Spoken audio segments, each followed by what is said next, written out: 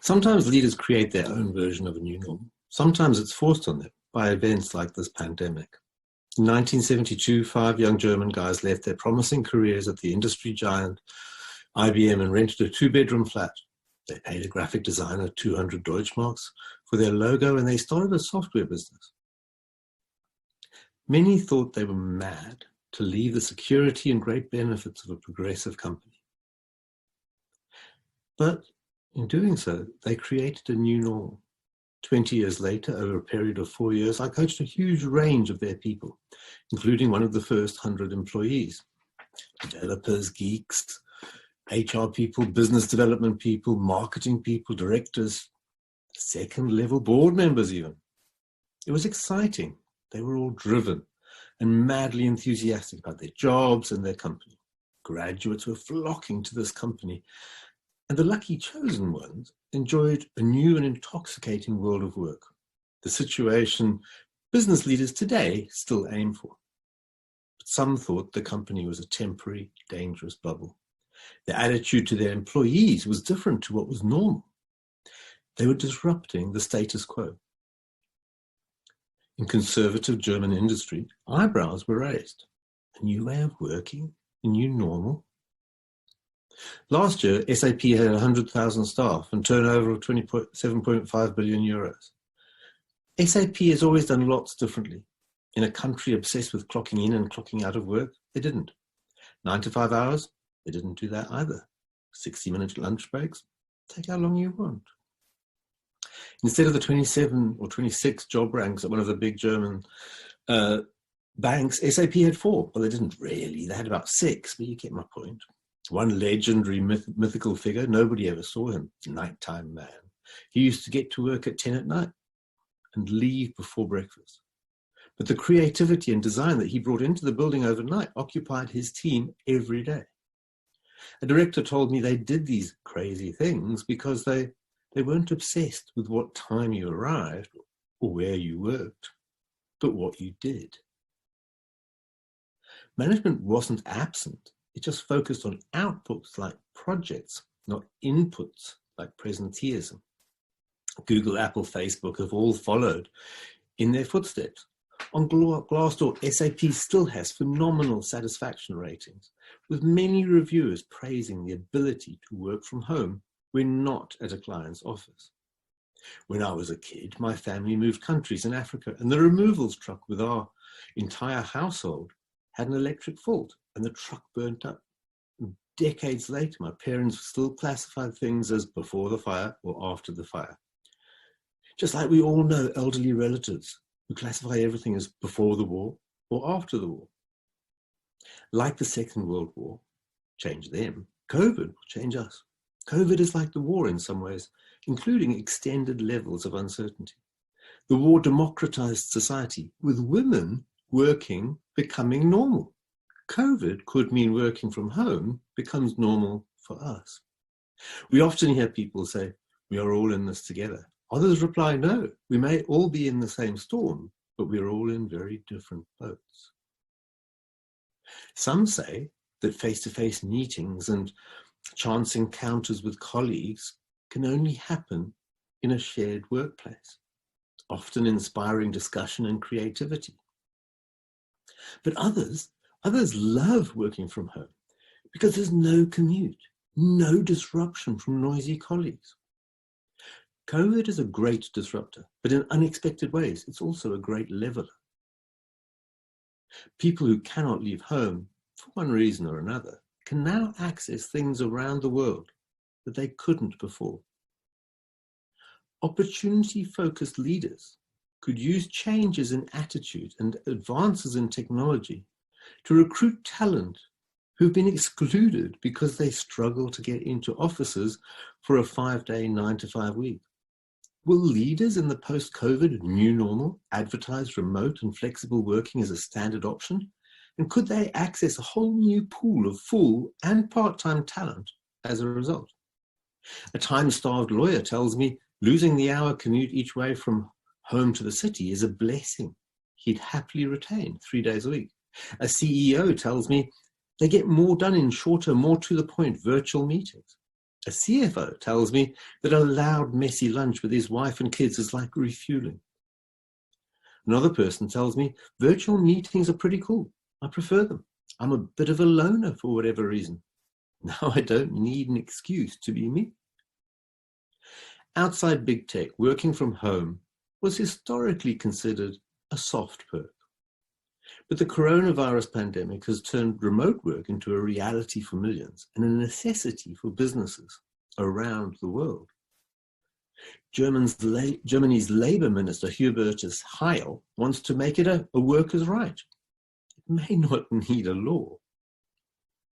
Some of my clients are already subletting some of their prime London office space and putting in place permanent working from home capabilities. Partners at a global law firm I know are debating ditching some of their ego-boosting London office floors after their most profitable fee month ever was delivered mainly working from home. Recent research by PwC says that over 50% of CFOs want their companies to offer working from home full-time after lockdown has lifted. CFOs? Really? Conventional thinking has always been that working from home is bad for productivity, doesn't help collaboration or creativity or interdepartmental thinking. And the benefits of socializing in the canteen or at the coffee machine are too important to lose. A Stanford economics professor, Nicholas Bloom, conducted research on working remotely in 2014 and found that the working from home group was 13% more productive. And their quit rates were halved. Halved? One of the big business challenges I help my clients with is reducing unwanted churn. Reducing the rate talent leaves a company is huge because turnover rates are directly related to recruitment costs. Automatic, 2 T's, the company behind WordPress, was founded in August 2005, was valued at $3 billion in September last year, has 940 employees who all work remotely in over 43 countries. The founder, Matt Mullenweg, said, "Working from home has been amazing for the company in that we can attract and retain the best talent without them having to be in New York or San Francisco or one of the traditional tech centers." I know that is a tech company, but many industries could have significant percentages of their employees working from home part-time or full-time, reducing pollution, commuting time, and stress, while increasing satisfaction and retention rates. When SAP created a new normal, people focused on the superficial, clocking in and clocking out. The COVID new normal focus has been on technology, companies like Slack and Zoom. But there needs to be a conversation about communication too. Ben Horowitz from Andreessen Horowitz, he differentiates between wartime CEOs and peacetime CEOs. Most CEOs are wartime CEOs at the moment, of course. VUCA, V-U-C-A. VUCA is a concept that originated with the students at the US Army War College to describe the volatility, uncertainty, complexity, and ambiguity of the world after the Cold War. Sounds a lot like the current environment at the moment, doesn't it? Traditional command and control leadership doesn't really work well in volatile, uncertain, complex, and ambiguous times. But neither does traditional communications. What worked last year won't necessarily work this year. Who was a great CEO last year won't necessarily be a great CEO this year. Leaders have to constantly differentiate between things outside their control, things they can influence, and things they can actually control. The top thing that they can control, that they are 100% responsible for, is how they communicate. There are probably 1,000 blog posts being rehashed today by communication gurus with clickbait headlines like "Crisis Comms During COVID" or 10 Ways to Be a Better Zoomer. Fact is, the basic essential rules and tools of rhetoric that are documented and taught in 1,000 places and have existed for 2,000 years are still correct and valid and will continue to be so. Of course, I'm talking about logos, pathos, ethos, the color of metaphor, the art of the analogy, the emotion of stories, the power of three. These basic rhetorical rules, tools, and tactics are valid and always will be. But for leaders to succeed in the new normal, they need more. To be a leader, you need to grow believers. It doesn't matter whether you own a restaurant and you're running the front of house and your staff are cooking your reputation in the kitchen. Or you run a global business and you seldom, if ever, see your staff, let alone altogether. As Simon Sinek says, you and your people have to be clear about your why. But it's more than that. Are they believers? Are they doing what you would want them to do if you were watching? Do they have skin in the game? It's always tempting here to talk about political leaders like Bernie Sanders, Donald Trump, Jeremy Corbyn, and Hillary, all known to their tribes and other of believers and others by their first names. But I prefer business examples. A client asked me to coach a new joiner who they were surprised to find was a particularly bad speaker. She had performed badly in pitches and they didn't know what was wrong. We spent half a day together and she did appear muted and disillusioned. Until I moved the conversation to her horses, she transformed. I flagged the false diagnosis, said she was a great speaker. She just wasn't a believer. The partner invested time with her, talking through projects the consultancy had done and showing her the grateful emails received from Magic Circle partners. She became a believer and a key part of their bid team.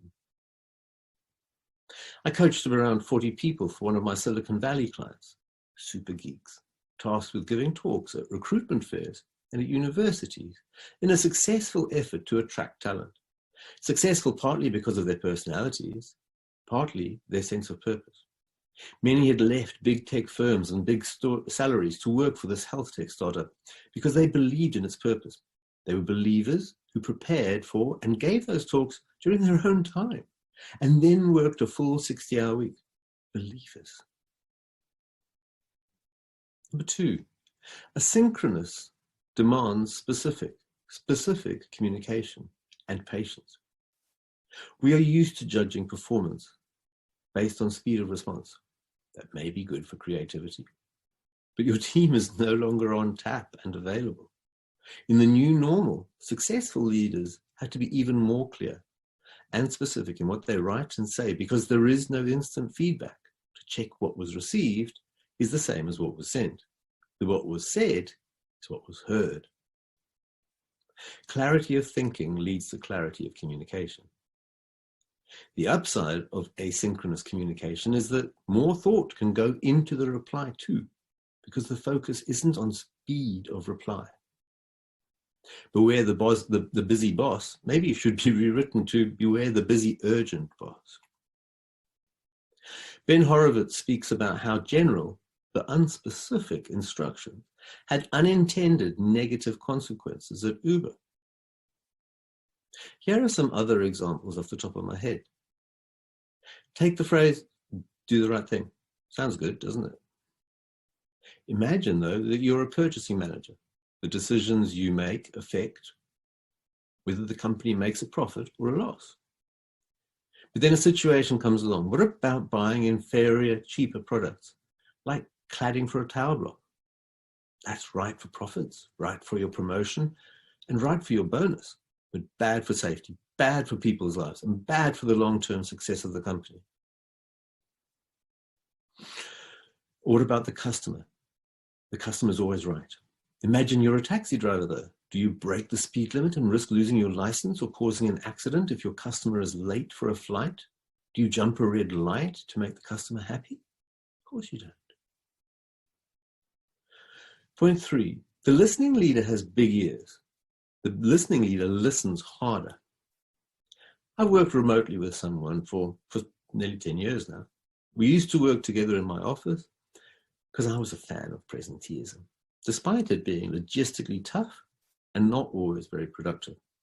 He's a talented person who adds value. But now, as a stay-at-home dad, he's simply not available 9 to 5 in my office. To be honest, he doesn't need to be. It doesn't matter to me anymore when he does the work, but it does matter to him. Working remotely only works because we speak often and I invest time listening. As our work relationship has matured, perhaps as I have matured, the way we work has changed. We now hardly ever see each other in real life, but we communicate regularly. I'm learning to be more specific, more clear, and more thoughtful about what I'm saying to him, so that it can be said once and then done once, and then we get on with the next thing. One of my clients is a general. He tells the story of how he was given a project. He gathered his team, told them what was required and by when, and how it was going to work. Then he listened actively. He looked around and he waited. A 22-year-old corporal shook his head. The general didn't look around the room for support from agreeers. He went straight to the corporal and asked why he was shaking his head. "It's not going to work," said the corporal. "Why not?" asked the general.